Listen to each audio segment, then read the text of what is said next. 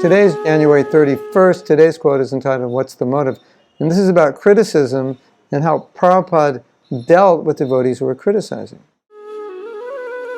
Srila Prabhupada would always consider how pure is the motive and intention of the one that is doing the criticizing, and what they will do to make things better.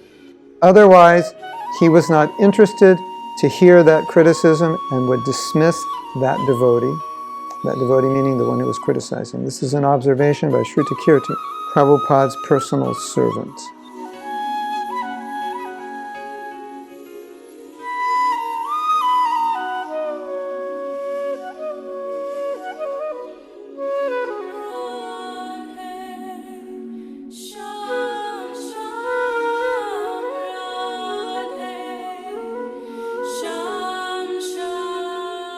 I talk a lot about criticism, and naturally when you talk about criticism, people say, but some things are wrong and we're not finding fault, it's just things are wrong and we have to speak out about it. And so I wanted to bring up this observation that Sruta Kirti had, because Prabhupada didn't like criticism, but sometimes criticism had to be levied against a person.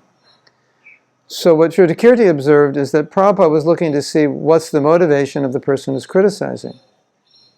So, did he want to help the situation, or is he just trying to pull down the person? So Prabhupada didn't want this contamination going on of us just pulling one another down, because that's not Vaishnava culture.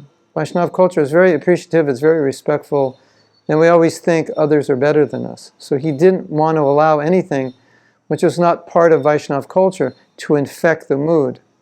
So he'd look at, well, what's the motive?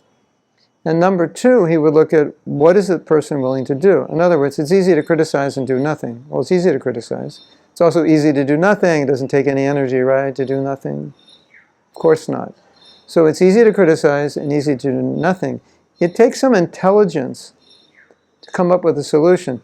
So if somebody's criticizing, their mood is good, and they come up with a solution, and usually if they come up with a solution, it means their mood is good because they're trying to rectify the situation, so then Prabhupada would appreciate it. And he wouldn't see it as, this is a fault finder. So when this question comes up, what is proper criticism, or what is valuable criticism, or criticism which is acceptable, then we can use the standard.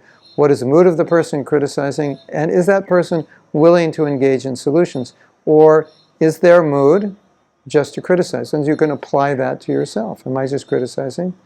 Or am I sincerely interested in rectifying a situation, and I'm not against this person or anybody, and I don't want to tear anybody down, I don't want to hurt anybody, I don't want to criticize, blaspheme, offend anybody, I just want to rectify a situation.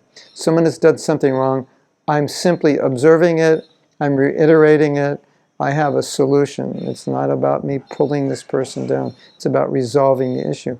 So that's practical, and that has to be done. Here are the guidelines that Prabhupada's giving and how to do that.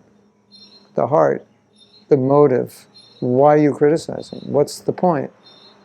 Are you doing it just because you're critical? Or are you actually doing it to point out that here's a fault or a mistake that has to be rectified? And what are you willing to do? Now it's interesting, just as a note, that often the things we see that are wrong are things which are, in a sense, dear to us. Like we don't, if something is wrong and we notice it, it's because it's bothering us because we like to see things done differently. And that same thing may not bother another person. They don't really care that much. So you may want to note that when you see things wrong and things bother you, maybe there's a service there for you because you notice it and you know, you have ideas how to improve it. Maybe that's a sign from Krishna that here's a service for me because I'm noticing this situation needs improvement, that situation needs improvement. Maybe Krishna's telling me because I see it, I'm the one who should do something. And so Prabhupada would appreciate that mood. Okay, I see what's wrong. Okay, now what are you going to do about it? You see it, Krishna's giving you the vision to see it, so you can do something. And if you hear the bells in the back, I will explain what they are. It's a sugarcane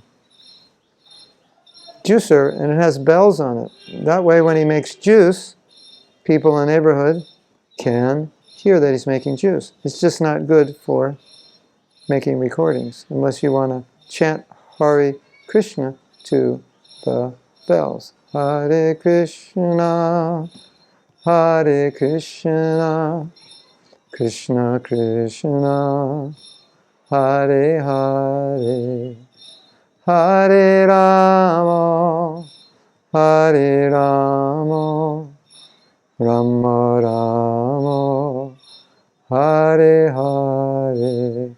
Srila Prabhupada ki jai.